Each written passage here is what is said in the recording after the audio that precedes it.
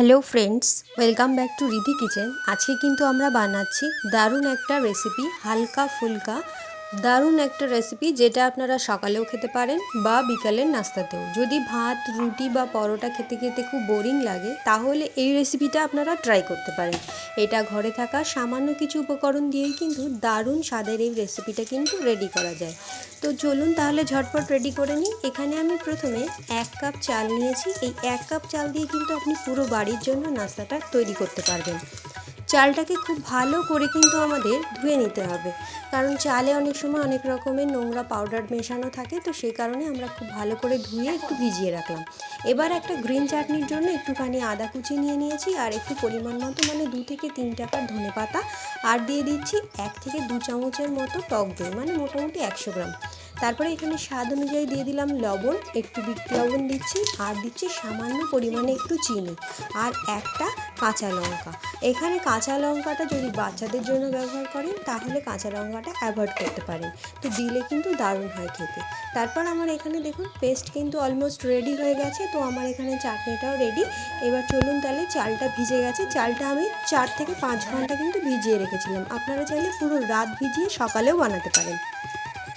তারপরে একটা মিক্সিং জারের মধ্যে আমি চালগুলোকে দিয়ে দিচ্ছি, আর এই চালের সঙ্গে আমি দিয়ে দেবো সামান্য একটু পরিমাণে জল। এতে করে আমার পেস্টটা খুব ভালো হবে আর খুব তাড়াতাড়ি হয়ে যাবে। তো যারা নতুন বন্ধুরা আমার এই চ্যানেলটা দেখছেন, প্লিজ একটু সাবস্ক্রাইব করে আমাকে একটু সাপোর্ট করুন। এতে করে আরও ভালো ভালো রেসিপি আমি আপনাদের সঙ্গে শেয়ার করতে পারবো। চলুন, বলতে বলতে আমার পেস্ট রেডি। আর এই পেস্টটা কিন্তু এমন হবে যে সুজির মতো একটু দানা দানা থাকবে। অবশ্যই এটা খেয়াল রাখবেন, পুরোপুরি মিহি করে পেস্ট করার প্রয়োজন নেই। তো এভাবে করে আমি একটা বাটির মধ্যে ঢেলে নিলাম।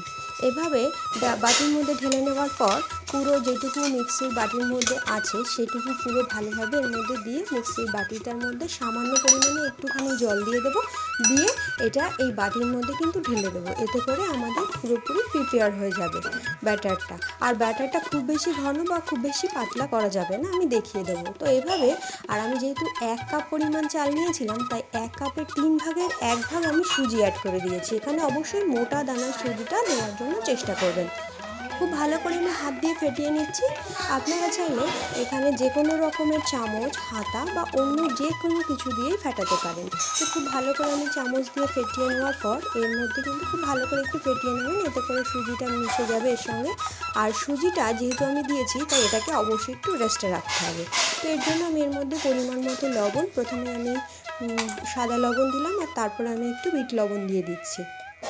এতে করে কিন্তু ফ্লেভারটা দারুণ আসে আর টেস্টটাও খুব ভালো হয়। আর এর মধ্যে আমি আরও অ্যাড করে দেবো সামান্য পরিমাণে একটু ধনে পাতা কুচি। এতে করে কিন্তু দেখতে খুব সুন্দর লাগবে, আর ফ্লেভারটা ভালো হবে, আর খেতেও খুব সুন্দর হবে। আর যেহেতু এটা বাচ্চাদের জন্য বানাচ্ছি, তাই এর মধ্যে আমি কোনো রকম লঙ্কার গুঁড়ো বা লঙ্কা না ব্যবহার করে আমি গোলমরিচ গুঁড়োটা অ্যাড করেছি। আপনারা যদি গোলমরিচ গুঁড়োটা না দিয়ে লঙ্কার গুঁড়ো দিতে চান, তাহলেও সেক্ষেত্রে দিতে পারেন। তো এইভাবে এর মধ্যে দিয়ে আর একটু ধনেপাতা দিয়ে খুব ভালো করে কিন্তু আবারও আমি ফাটিয়ে নেব। তো যারা নতুন বন্ধুরা দেখছো কিন্তু সাবস্ক্রাইব করছো না, তাদের কাছে আমার একটাই রিকোয়েস্ট, প্লিজ তোমরা একটু পুরোপুরি ভিডিওটা দেখো আর একবার সাবস্ক্রাইব করে দাও। তো এভাবে করে পুরো ভালোভাবে ফেটিয়ে নিচ্ছি। আর ওদিকে কিন্তু গ্রিন চাটনিটা আগে থেকে রেডি করে রাখবেন। এতে করে কিন্তু খুব তাড়াতাড়ি এই রেসিপিটা কিন্তু খুব বেশিক্ষণ সময় লাগে না, তাড়াতাড়ি বানানো হয়ে গেলেই কিন্তু দারুণ খেতে লাগবে ওই গ্রিন চাটনিটা দিয়ে। তো আপনারা যদি চান, ওখানে ধনেপাতার পরিবর্তে নারকেল দিয়েও কিন্তু আপনারা ওই চাটনিটাকে রেডি করতে পারেন। তো এবার আমার হয়ে গেছে। এবার আমি ঢাকা দিয়ে এটাকে রেখে দেবো 10 মিনিটের জন্য, যেহেতু আমি এর মধ্যে সুজিটা দিয়েছি।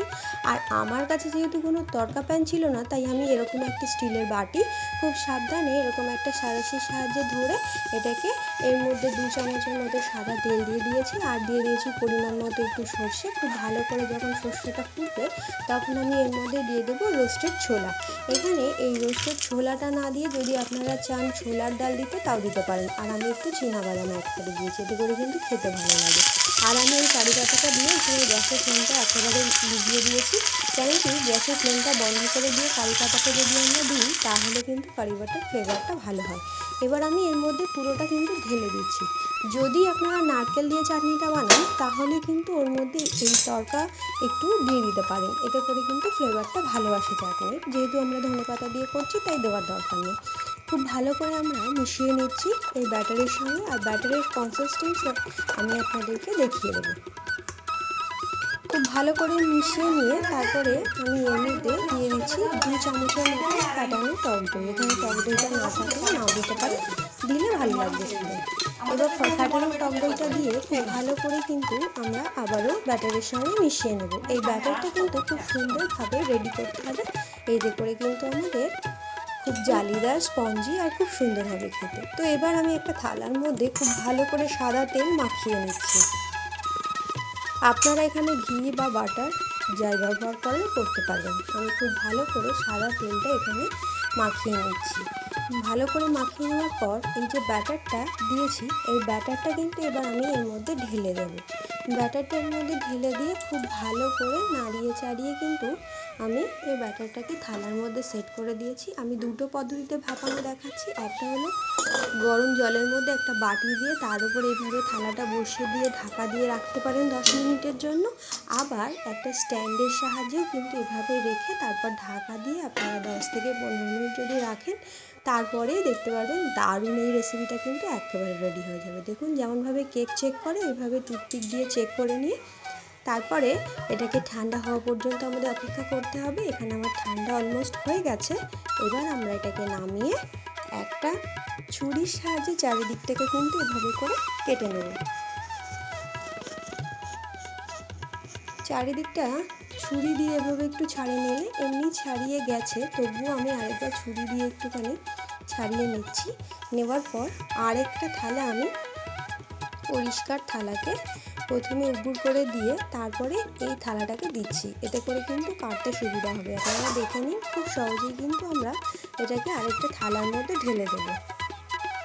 দেখুন এখানে একটা থালা আমি উপর করে দিলাম আর এই থালাটা এর উপরে দিয়ে দিয়েছি। এতে করে কিন্তু খুব ভালো হবে। আমি এখানে অর্ধেক অর্ধেক করে পিস করে নিচ্ছি, নাহলে পুরো গোটাটা পিস করতে একটু অসুবিধা হয়ে যায়। তো আমি এর জন্য একটু অর্ধেক করে নিয়ে তাই পিসটা করছি, এতে করে পিস করতে খুব সুবিধা হয়।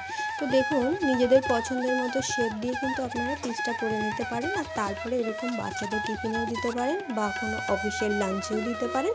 খুব সুন্দর একটা রেসিপি, খুব জালিদার স্পঞ্জি হয় এটা, আর খেতে কিন্তু দারুণ সুস্বাদু হয়। তো যদি রেসিপিটা ভালো লাগে অবশ্যই লাইক করতে ভুলবেন না। আর আমার সঙ্গে আরও নানা রকমের রেসিপি পাওয়ার জন্য আপনারা অবশ্যই সাবস্ক্রাইব করবেন। আর এরকম জালিদার রেসিপি কিন্তু খুব সহজেই বাড়িতে থাকা সামান্য জিনিস দিয়েই বানানো যায়। তো দেখুন আমাদের কিন্তু অলমোস্ট রেডি হয়ে গেছে। তো এরকমই আপনারা বাড়িতে অবশ্যই ট্রাই করবেন। নতুন একটা রেসিপি খুব ভালো লাগবে আর পরিবারের সবাই কিন্তু খুব ভালোবাসবে খেতে। এতক্ষণ সঙ্গে থাকার জন্য অসংখ্য ধন্যবাদ। দেখা হবে পরের ভিডিওতে।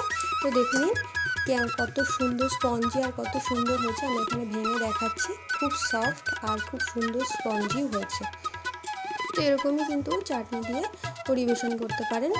যখন ঠান্ডা হয়ে যাবে তখন এটাকে খেতে কিন্তু ভালো লাগে। তো গরম গরম যে খেতে হবে এমন কোনো কথা নেই, ঠান্ডা হলেও এটাকে পরিবেশন করা যেতে পারে।